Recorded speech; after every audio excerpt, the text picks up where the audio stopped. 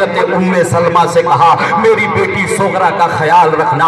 اللہ اکبر، اہل بیت رسول اللہ کا یہ مختصر سا قافلہ روتا ہوا گھروں سے نکلا ہے، اونٹ پہ سوار ہو کر کے مدینے کے لوگ آخری الوداعی سلام کر کے الوداع کہتے ہیں۔ اب یہ حسینی قافلہ آہستہ آہستہ مدینہ طیبہ سے نکلا ہے، صبح صادق طلوع ہونے سے پہلے پہلے یہ قافلہ مدینہ سے نکلا، اور چلتے چلتے اللہ اکبر، چلتے چلتے راستے کے صعوبتوں کو برداشت کرتے ہوئے آخرکار یہ مقدس قافلہ مکہ معظمہ پہنچا ہے۔ اور جیسے ہی مکہ معظمہ، مکہ شریف میں جیسے یہ قافلہ پہنچا ہے، مکہ والوں کو پتہ چلا کہ حسین ابن علی آئے ہیں، تو لوگ گروہ در گروہ آپ کی زیارت کے لیے آنا شروع ہو گئے، یہاں تک کہ کئی ہزار لوگ امام علی مقام کی زیارت کرنے کے لیے حاضر ہو گئے۔ پورے مملکت اسلامیہ میں شور مچ گیا کہ حسین ابن علی مدینہ منورہ چھوڑ کر کے مکہ معظمہ آ گئے۔ پورے مملکت اسلامیہ میں یہ شور مچ گیا، یہاں تک کہ دور و دراز سے لوگ آتے امام حسین کی زیارت کرنے کے لیے۔ جب کوفہ والوں کو پتہ چلا کہ امام حسین مدینہ منورہ چھوڑ کر کے مکہ معظمہ آ گئے، تو کوفہ والوں نے ایک مجلس مشاورت قائم کی، ایک مشورہ کیا اور متفقہ طور پہ ایک خط لکھا، کہا یا امام، کوفے میں ہمارا کوئی امام نہیں ہے، ہم یزید کی غلامی کا پٹا اپنے گلے سے اتار چکے ہیں، ہمیں یزید کی بیعت ہرگز منظور نہیں ہے، ہم یزید کو اپنا رہبر اور رہنما نہیں مان سکتے، اس لیے کہ یزید فاسق و فاجر ہے، لہٰذا یہ خط پاتے ہی آپ فوراً کوفہ چلے آئے، ہم آپ کے منتظر ہیں، ہم آپ کا انتظار کر رہے ہیں۔ ابھی یہ ایک خط مکہ معظمہ کوفہ والوں کی طرف سے پہنچا تھا، ابھی امام حسین یہ خط کو پڑھ ہی رہے تھے، تب تک دوسرا خط آ گیا کوفیوں، یہاں تک کہ خطوں کا تاتا بد گیا۔ تقریباً مختلف روایات کے مطابق 150-200 خطوط لکھ کر کے کوفیوں نے امام حسین کو کوفہ بلایا، اور کچھ خط کا مضمون یوں تھا، یا امام، ہم یزید کی غلامی کا قلادہ اپنے گردن سے اتار چکے ہیں، یزید کا کی خلافت ہمیں قطعی منظور نہیں ہے، یزید مسند خلافت پر بیٹھنے کے لائق نہیں ہے، لہٰذا آپ جلدی کوفہ آ جائیں اور یزید کے بد کرداریوں کا آپ اس سے محاسبہ کریں۔ ہمارا کوئی رہبر نہیں ہے، ہمارا کوئی پیشوا نہیں ہے، ہمارا کوئی امام نہیں ہے، آپ ضرور کوفہ آئیں۔ اگر آپ کوفہ نہیں آئیں گے تو کل قیامت کے دن ہم آپ کے نانا کی بارگاہ میں عرض کریں گے یا رسول اللہ، کوفہ میں ہمارا کوئی رہبر نہیں تھا، ہمارا کوئی پیشوا نہیں تھا، ہم نے حسین ابن علی کو بلایا تھا لیکن حسین ابن علی نہیں آئے۔ جب اس طرح کے خطوط امام حسین کو ملے، امام حسین نے کہا اے لوگوں، اب مجھے کوفہ ہر حال میں جانا ہے، اور یزیدیوں پہ ایسا برپا ہوئے ہیں، ایسی تلوار چلی ہے کہ دشمن کٹ کٹ کے گر رہے تھے، یہاں تک کہ دشمن کا قتل عام ہو رہا تھا، ایسا لگ رہا تھا قہر ذوالجلال بن کر کے یزیدیوں پہ برپا ہے، یہاں تک کہ 500 لشکریوں میں خلبلی بچ گئی۔ اگر مسلم ابن عقیل کی تلوار ایسی چلتی رہی تو سارے یزیدی مار دگائے جائیں گے، سارے کوفی مارے جائیں گے، یہاں تک کہ وہ بزدل چھتوں پہ چڑھ گئے، چھت پہ چڑھ کر کے وہیں سے پتھر برسانے لگے۔ ایک ظالم نے مسلم ابن عقیل کو ایسا تلوار مارا کہ آپ کا اوپر کا ہونٹ کٹ گیا، نیچے کا ہونٹ زخمی ہو گیا، اور 2 دانت اسی وقت شہید ہو گئے۔ زخم اتنی تیز تھی، مسلم ابن عقیل زخموں سے چور ہو کر کے ایک دیوار سے ٹیک لگا کر کے بیٹھ گئے۔ یزیدیوں نے کہا مسلم ابن عقیل تمہیں امان دیا جاتا ہے، امان دیا جاتا ہے۔ کہا تم مجھے امان دیتے ہو؟ کہا ہاں آپ کے لیے امان ہے۔ اس کے بعد مسلم ابن عقیل نے تلوار کو میان میں رکھ لیا، وہ لوگ آئے، کہا مسلم ابن عقیل تمہیں امان دیا جاتا ہے۔ ان لوگوں نے امام مسلم کا ہاتھ پکڑا اور پکڑ کر کے گھوڑے پہ بیٹھایا، کچھ دور گئے تو مسلم ابن عقیل کے نیام سے تلوار کو نکال لیا۔ آپ نے کہا ظالموں تو نے مجھے دھوکہ دیا ہے، اگر امان نہ دیتا تو میں تلوار اپنے میان میں نہیں رکھتا۔ लगता। आखिरकार उन लोगों ने हजरत मुस्लिम इब्न अकील को पकड़ा और पकड़ करके गवर्नर हाउस के पास ले गए। गवर्नर हाउस के पास ले गए, पूरा जिस्म लहूलहान था, ऊपर का होंठ कट गया था। मुस्लिम इब्न अकील जब गवर्नर हाउस के अंदर गए, प्यास बड़ी तेजी के साथ लगी थी। आपने देखा कि एक घड़े में पानी रखा था। आपने एक शख्स से कहा जरा पानी पिला दो।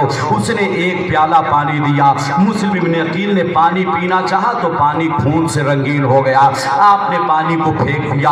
दूसरी मर्तबा उसने पानी दिया, वो भी पानी पीना चाहा तो खून से रंगीन हो गया। आपने पानी फेंक दिया। तीसरी मर्तबा पानी मांगा और जैसे ही पानी का प्याला पेश किया गया, आपने पानी पीना चाहा तो उनके दांत उसी प्याले में गिर गए।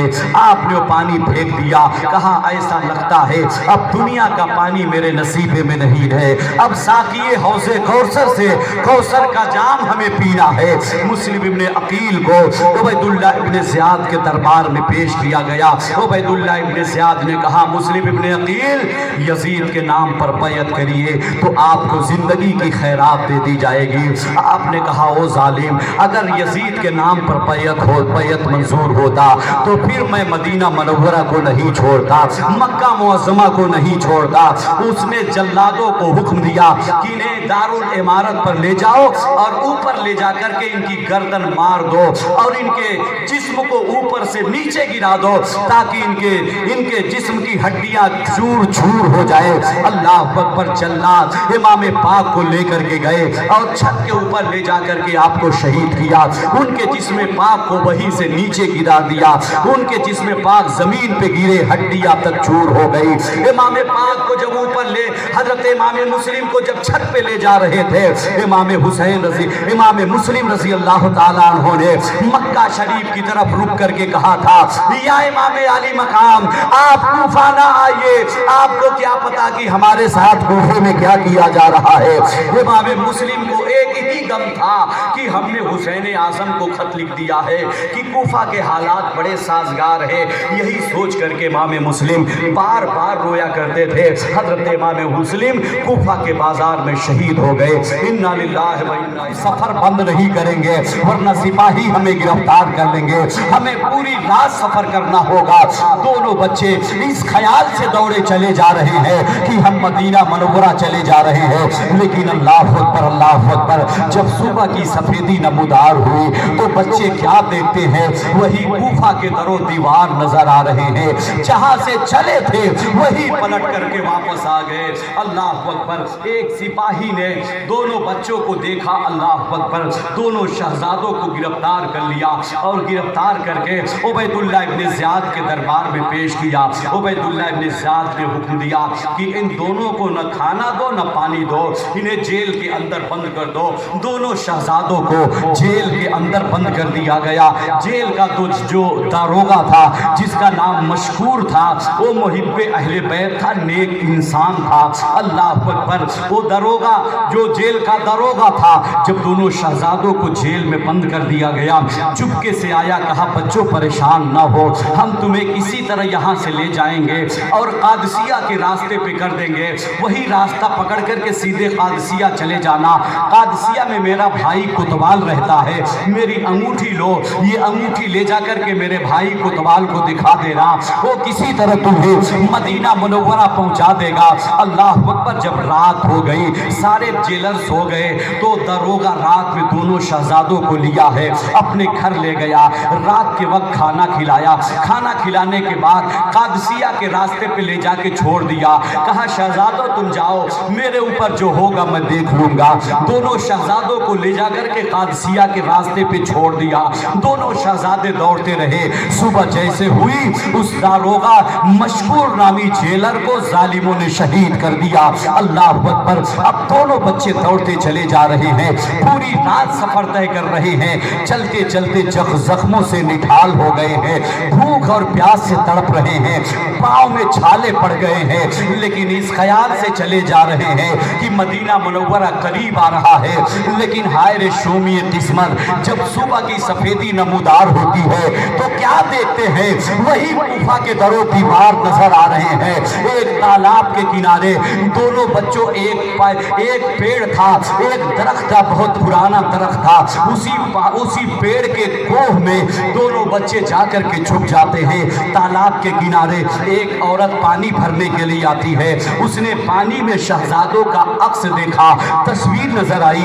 پیچھے مڑ کر کے دیکھا کہ دو پھول سے چہرے والے ننھے ننھے شہزادے ہیں, درختوں میں چھپ کر کے کھڑے ہیں. اللہ اکبر. جیسے اس عورت نے ان شہزادوں کو دیکھا, کہا اے شہزادوں تم کون ہو؟ دونوں بچے ہاتھ جوڑ کے کہتے ہیں ہمیں نہ مارنا, ہم نے کوئی غلطی نہیں کی ہے, ہم مسلم ابن عقیل کے شہزادے ہیں. وہ خادمہ جیسے اتنا سنتی ہے آنکھیں اشکبار ہو گئی. کہا شہزادوں فکر نہ کرو, ہم جس کی خادمہ ہے وہ محب اہل بیت ہے, رسول اللہ کے خاندان سے بہت محبت کرنے والی ہے. اللہ اکبر. وہ خادمہ دونوں شہزادوں کو لیا ہے اور اپنے ملکہ کے پاس پہنچا اور لے جا کر کہتی ہے او میری مالکن دیکھو ہم جنت کے دو پھول لے کر کے آئے ہیں. یہ دونوں شہزادے مسلم ابن عقیل کے بچے ہیں. اللہ اکبر. اس عورت کا شوہر کا نام تھا حارث. وہ پورا دن انہی دونوں بچوں کی تلاش میں نکلا تھا کہ کہیں مل جائے تو انعام سے مالا مال ہو جائیں گے. جیسے اس عورت نے سنا کہ یہ مسلم ابن عقیل کو دونوں شہزادے ہیں, سینے سے لگایا اس عورت نے, انہیں نہلایا, کپڑا پہنایا, کمرے میں لے گئی, کھانا کھلا دیا, لٹا دیا, سلا دیا. رات کا آدھا حصہ گزر گیا. وہ حارث رات کے وقت آیا اور اپنی خادمہ سے اس عورت نے کہہ دیا میرے شوہر حارث سے نہ بتانا, اس لیے کہ وہ ظالم انہی دونوں بچوں کی تلاش کر رہا. رات کے وقت اس کا شوہر حارث آیا, کہا کہ کھانا لاؤ. عورت نے کھانا دیا, کھانا کھا کر کے سو گیا. جب رات گزر گئی دونوں بچے سوئے تھے, خواب میں اپنے بابا جان کو دیکھتے ہیں, رونے لگتے ہیں. کہتے بابا جان آپ ہمیں چھوڑ کے تنہا کس کے سہارے چلے گئے, ہمارا یہاں کوئی پرسان حال نہیں ہے. دونوں بچے خواب میں اپنے بابا جان کو دیکھ کر رو رہے تھے. رونے کی آواز جیسے یہ حارث سنتا ہے فوراً اپنی بیوی سے پوچھتا ہے یہ کیسے بچوں کی رونے کی آواز آ رہی ہے. اس عورت نے کہا کہ پڑوس سے رونے کی آواز آ رہی ہے. اس نے نہیں مانا, اٹھا, چراغ لیا, اس گھر میں پہنچا جہاں دونوں بچے آپس میں بغل گیر ہو کر کے رو رہے تھے. جیسے اس ظالم نے دونوں بچوں کو دیکھا, سر کا بال پکڑ کر کے گھسیٹتے ہوئے باہر لایا, تماچے مارنے لگا. کہا کہ پورا دن تمہاری تلاش میں ہم تھک چکے ہیں, تم ہمارے گھر میں ہو. اللہ اکبر. و عورت حارث کی عورت سامنے آ گئی. کہا اے ظالم ان شہزادوں کو کیوں مارتا ہے؟ ارے کل قیامت کے دن تو مصطفیٰ جان رحمت کو کون سا چہرہ دکھائے گا؟ اے ظالم انہیں نہ مار, اگر مارنا ہے تو مجھے مار. وہ ظالم کہتا ہے اے عورت ہمیں تمہاری کوئی نصیحت نہیں سننی ہے. اللہ اکبر. دونوں شہزادے کو اتنا مارتا ہے, اتنا مارتا ہے, مارتے مارتے دریا کے کنارے لے جاتا ہے اور وہیں پہ دونوں بچوں کو شہید کرنا چاہتا ہے. تو بڑا والا بھائی سامنے آ گیا. کہا اے ظالم تو مجھے قتل نہ کر, ایسا ہے کہ تو عبید اللہ ابن زیاد کے دربار میں لے چل, جو چاہے گا وہ کرے گا. یا تجھ کو دولت چاہیے تو ہمیں لے چل کہیں بیچ دے. اس نے کہا کہ تمہیں بیچ دیں گے تو اتنی دولت نہیں ملے گی جتنی دولت عبید اللہ ابن زیاد ہمیں دے گا. اللہ اکبر. اس نے تلوار نکال لیا, کہا اب مرنے کے لیے تیار ہو جاؤ. تو بڑا والا بھائی سامنے آ گیا. کہا پہلے مجھے شہید کرو, میں اپنے چھوٹے بھائی کا تڑپنا دیکھ نہیں پاؤں گا. چھوٹا والا بھائی آگے آ گیا. کہا کہ پہلے مجھے شہید کرو, میں اپنے بھائی کا تڑپتا ہوا لاش نہیں دیکھ پاؤں گا.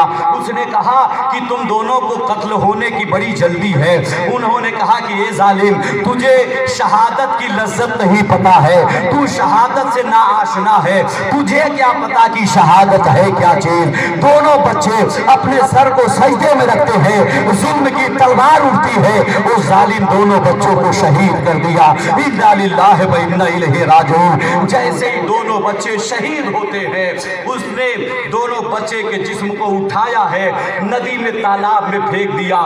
دونوں جسم تیرتے ہوئے آپس میں مل گئے. اور پھر کیا کیا, اس نے دونوں بچوں کا سر اپنے دامن میں لے کر کے عبید اللہ ابن زیاد کے دربار میں پہنچا. عبیداللہ ابن زیاد کے دربار میں سر لے جا کے رکھ دیا. سوچا کہ آج بڑا انعام دے گا عبیداللہ ابن زیاد. عبیداللہ ابن زیاد نے دونوں بچوں کا جب سر دیکھا تو کہا ظالم تو نے یہ کیا کیا؟ ان دونوں بچوں کو شہید کیوں کیا؟ اگر یزید نے ان دونوں بچوں کو زندہ مانگ لیا تو ہم کیا کریں گے؟ ہم کیا جواب دیں گے؟ اس کے بعد عبیداللہ ابن زیاد نے کہا کون ہے جو اس بدبخت کو پکڑے اور لے جا کر کے اسی دریا کے کنارے اس کی گردن مار دے جہاں پہ ان بچوں کو اس نے شہید کیا ہے. ایک شخص اٹھا اور اسے پکڑا حارث کو اور وہیں پہ لے گیا جہاں پہ دونوں شہزادوں کو شہید کیا تھا. اس نے تلوار نکالی اور حارث کی گردن مار دی. خون شہیدہ اسی وقت رنگ لائی. ظالم کو وہی فنا فی النار کر دیا. نعرے تکبیر. رو کے کہتا ہے یا امام ان ظالموں نے اب ان کے دونوں بچوں کو بھی محمد ابراہیم کو بھی شہید کر دیا. امام پاک جیسے اتنا سنتے ہیں اور جیسے ہی امام حسین خیمے میں تشریف لے آتے ہیں سامنے حضرت مسلم ابن عقیل کی بچی آ جاتی ہے. امام حسین اس بچی کو دیکھ کر رونے لگتے ہیں. وہ بچی کہتی ہے بابا چچا جان آپ تو ہمیں دیکھ کر ایسے رو رہے ہیں جیسے کوئی یتیم کو دیکھ کر روتا ہے. کہیں ایسا تو نہیں کہ ہم یتیم ہو گئے؟ امام پاک نے کہا میری بھتیجی آج کے بعد میں تمہارا چچا بھی ہوں تمہارا باپ بھی ہوں اس لیے کہ تمہارے باپ کو کوفیوں نے کوفہ کے بازار میں شہید کر دیا. جیسے وہ بچی اتنا سنتی ہے گش کھا کر کے بے ہوش ہو جاتی ہے. کچھ دیر کے بعد ہوش آئی. وہ بچی پوچھتی ہے چچا جان ہمارے بھائی دونوں کہاں ہیں؟ حضرت امام حسین کہتے ہیں او میری بھتیجی جب تمہارے بھائیوں کی یاد آئے تو ہمارے علی اکبر اور علی اصغر کو دیکھ لینا اس لیے کہ تمہارے بھائیوں کو ظالموں نے شہید کر دیا. جیسے ہی مسلم ابن عقیل کی شہادت کی خبر خیمے میں پہنچی ہے خیمے میں ایک کوہرام مچا ہوا ہے. امام پاک نے لوگوں کی آنکھوں سے آنسو پوچھے خود کو تسلی اٹھ دیا. کبھی اپنے سر کو آسمان کی طرف اٹھا کر رب کا شکر بجا لایا. گھر والوں کو تسلی دیا. کہا اے لوگوں ابھی تو یہ امتحان کی پہلی کڑی ہے ابھی ہمیں اس سے بڑا امتحان دینا ہے. ہمیں صبر کا دامن مضبوطی سے تھامے رہنا ہوگا. صبر کے علاوہ ہمارے پاس کوئی چارہ نہیں ہے. اللہ اکبر. اب یہاں سے یہ حسینی قافلہ یہاں سے روانہ ہوا اور چلتے چلتے کوفہ کے 1 میل کے فاصلے پہ یہ قافلہ جب پہنچا تو راستے میں حور بن ریاحی سے ملاقات ہوئی. انشاءاللہ یہاں سے کل ہم بیان کریں گے.